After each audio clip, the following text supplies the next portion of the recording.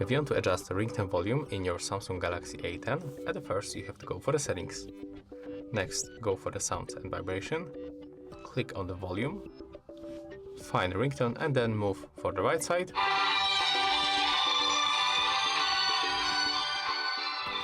Or for the left side.